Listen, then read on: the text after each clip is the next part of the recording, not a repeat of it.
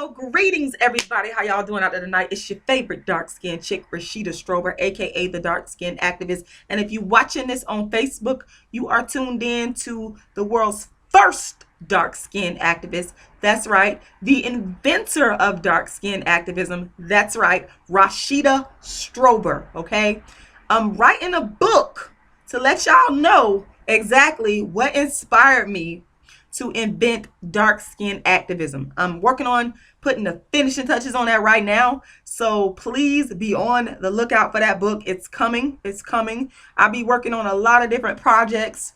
Those of you that's really following me, you know that I just finished up a Dark Skin Woman's Revenge, the play in Atlanta, and working on bookings in other places around the country. So I am constantly working. But please know that the dark skin activist Rashida Strober is not going to stop.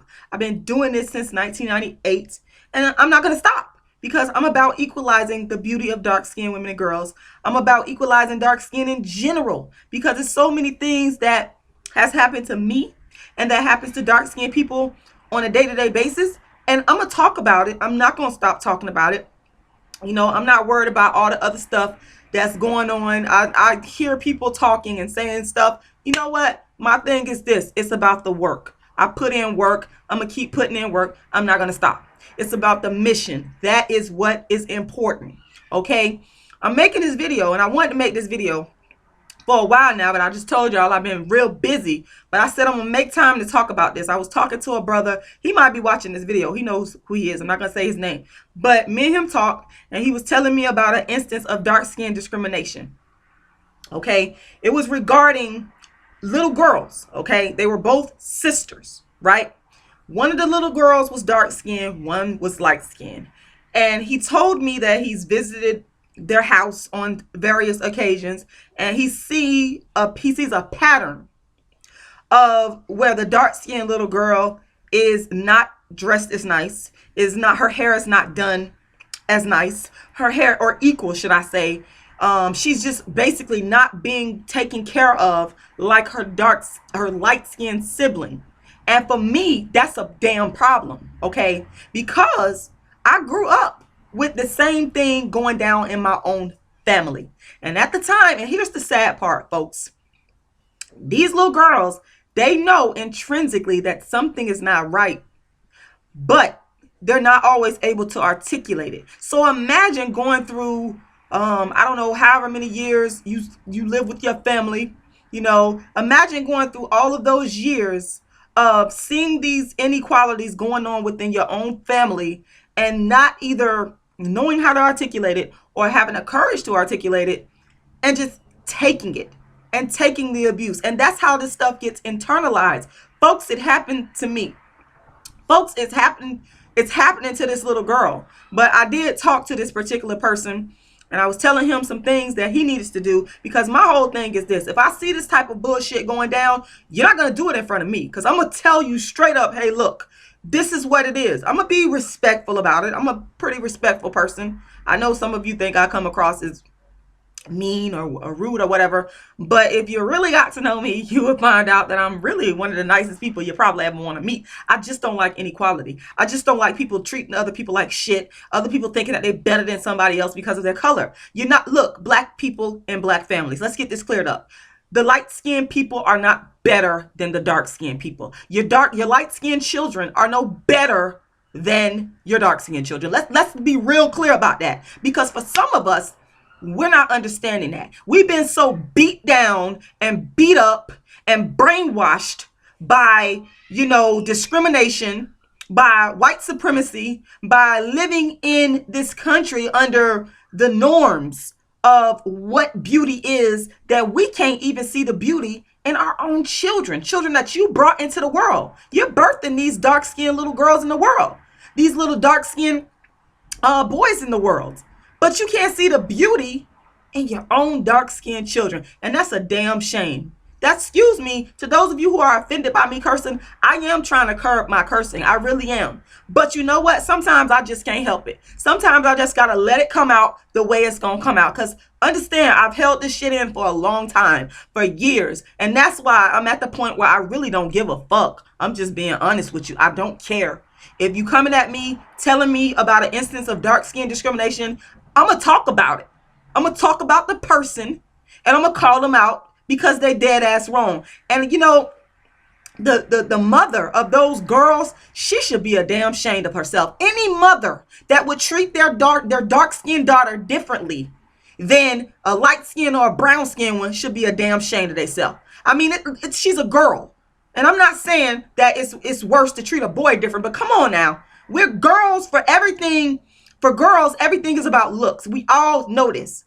Even the little girls at a young age, they're socialized to believe that they need to look a certain way, that they need to have their hair kept up, that they need to have the right clothes, etc. And so for you as a mother to deny those things to your dark-skinned daughter is a damn shame. It's a damn, and he was just telling me it was a pattern, clearly. And I believe him because, like I said, it happened to me. It happened to me.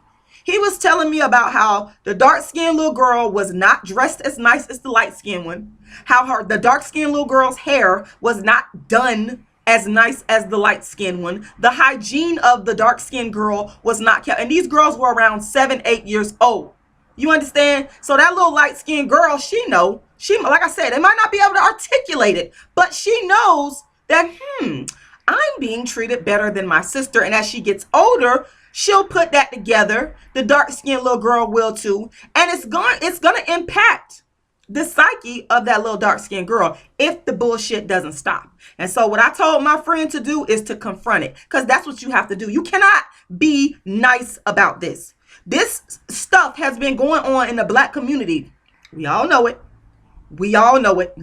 Let's not even deny it, for years. So it needs to be confronted head on and dealt with. And once it's called out, the question is, what you gonna do about it? Are you gonna continue to discriminate based on dark skin, or are you gonna stop the bullshit, stop the cycle? This is the dark skin activist, Rashida Strober. You guys can go to my website, thedarkskinactivist.com. Get my book. I wrote the first motivational book in the world for dark skinned women. It's called How to Be the Hottest Dark Skinned Chick on the Planet. It's not all about looking cute. It's about becoming the best person that you can be and navigating through the world if you are a dark skinned young lady, whether you be a young lady, a teenager, or older, it doesn't matter. You understand? I wish that I had this type of book available when I was coming up, because I love to read. I would have read it with no problem, you know. So I gave what I wish I would have had. So go get that book, read it, pass it on, tell others about it, and y'all look out for some big things coming from me, because I'm not going to stop. You know, I'm like the Energizer Bunny. I'm relentless. I just keep going and going. I don't care what somebody comes and try to throw in my face, try to stop me. And it's a lot of haters out there. They come, they talk their bullshit, but they don't know me. They don't know my story. They don't know what I've been through. They haven't walked in my shoes. And that's why I refuse to stop. And that's why I continue to speak out. And even for the dark-skinned people that are against me, that don't agree with me, it's okay. Because guess what? You too are going to benefit from my dark skin activism. Make no mistake about that. You're going to benefit even if you disagree with me. So I want to thank you guys for taking the time to watch this video. Please share it. Share it, share it, share it. Like I said, go to thedarkskinactivist.com. Donate to the Dark Skin is Beautiful campaign. Y'all know I travel around in different spots in the United States performing a dark skinned woman's revenge. Y'all know what I do. Those of you that are really hardcore supporters and of what I do, and I want to thank y'all. I want to thank you so much for supporting me. I want to thank you to those of you that have donated to the campaign, those of you that have shared my videos, that have liked my posts, that have commented on it, even the people that have disagreed with me, those of you that have read the books, whatever you have done, nothing's too great or too small. Because see, I came from the bottom. You understand? I came from the bottom, and I'm continuing to work. I believe in hard work. I have a stellar work ethic. So, you know, y'all can count on me to keep advocating. I will not stop. Understand me very clearly. Thank you guys for watching this video. I just had to get that off my chest and let y'all know that we gotta stop. We gotta change this bullshit. Because if you don't, you're going to continue to get dark-skinned girls who grow up with a chip on their shoulder, with low self-esteem, with all types of issues stemming from dark-skinned mental abuse. And that's it. Y'all have a wonderful Saturday. Stay warm wherever you are. Stay safe. And I will talk to y'all again soon.